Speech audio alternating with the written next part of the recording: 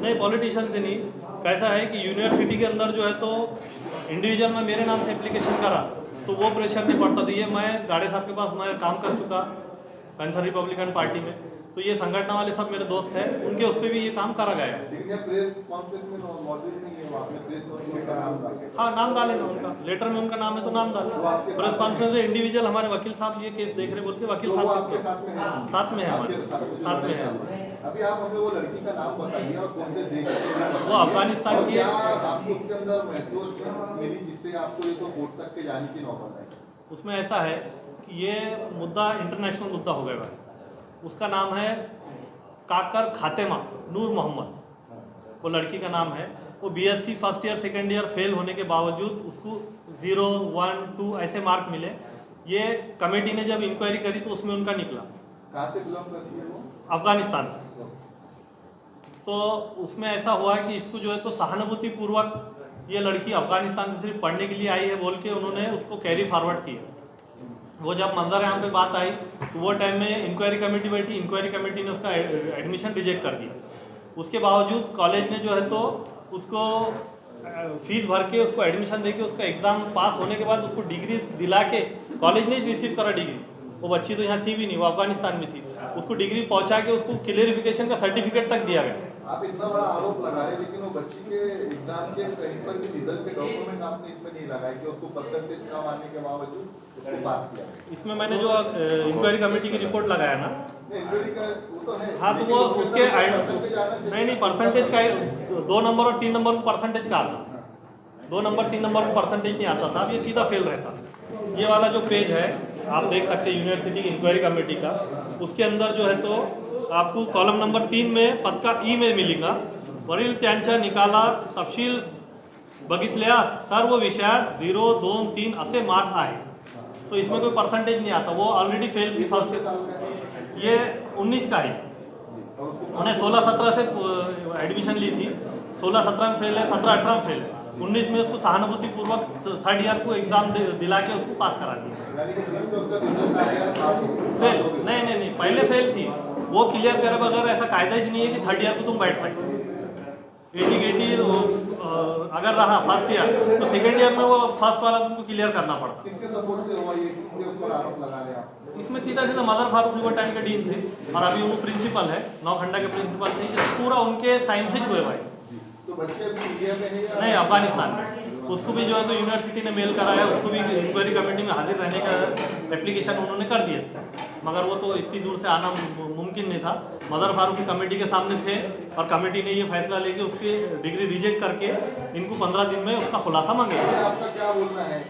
अभी हमारा बोलना ये है कि ऐसे काम और होना नहीं चाहिए जिससे हिंदुस्तान का नाम खराब। तो आपको लगता है कि ऐसे और हो सकता होंगे, जब ये हुआ तो और भी हो सकते, जब ये हुए तो और भी हो सकते।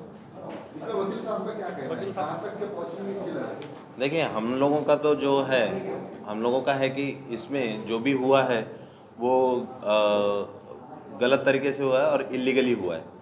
तो इस वजह से हम लोगों ने कोर्ट में प्रोसीडिंग फाइल की हुई और वो अभी सब जुडाइस है। जब तक कोर्ट उसके ऊपर कोई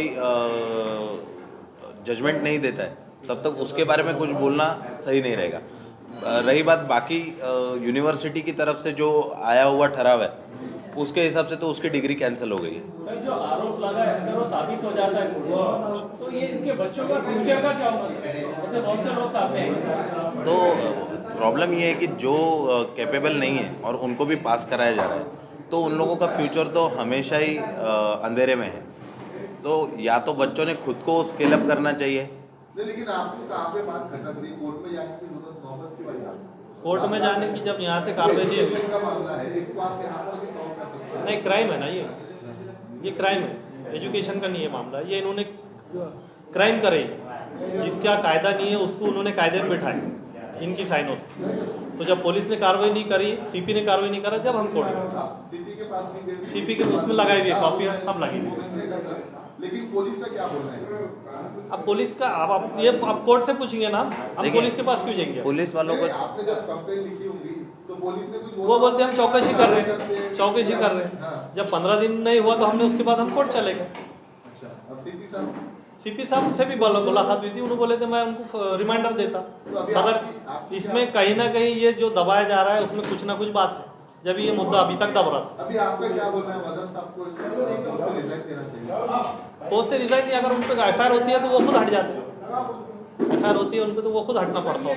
जैसा मुजर साहब का जो मैटर आ रहा है सामने, कहीं ना कहीं जो भी अंदर हुआ होगा वो तो पता नहीं, लेकिन कहीं ना कहीं उसके जिम्मेदार उसके पेरेंट्स भी हो सकते हैं, बच्चे के पेरेंट्स भी हो सकते हैं, एक ही बच्चे नहीं और भी बच्चे सामने आएंगे आपके, तो क्या पेरेंट्स के खिलाफ भी जाएगी?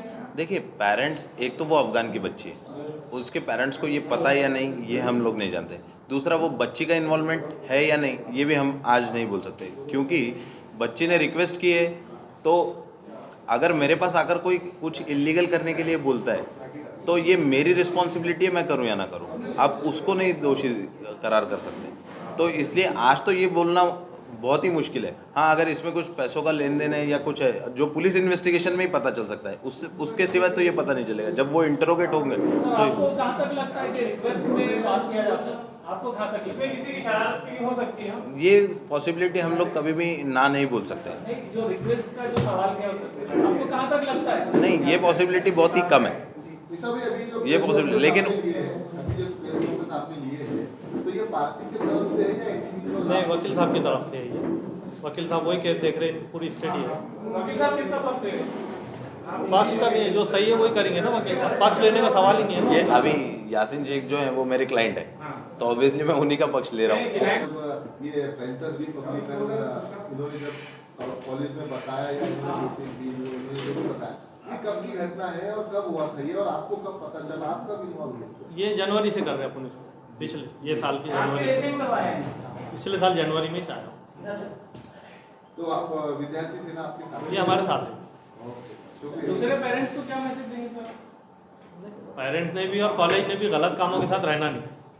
पेरेंट्स ने कैपिटेशन फ़ी नहीं देना चाहिए। जहाँ पे उनको लगता है कि ये जो है इलीगल है एडमिशन्स के लिए या एग्ज़ाम्स के लिए, तो उन्होंने खुद अपोज करना चाहिए।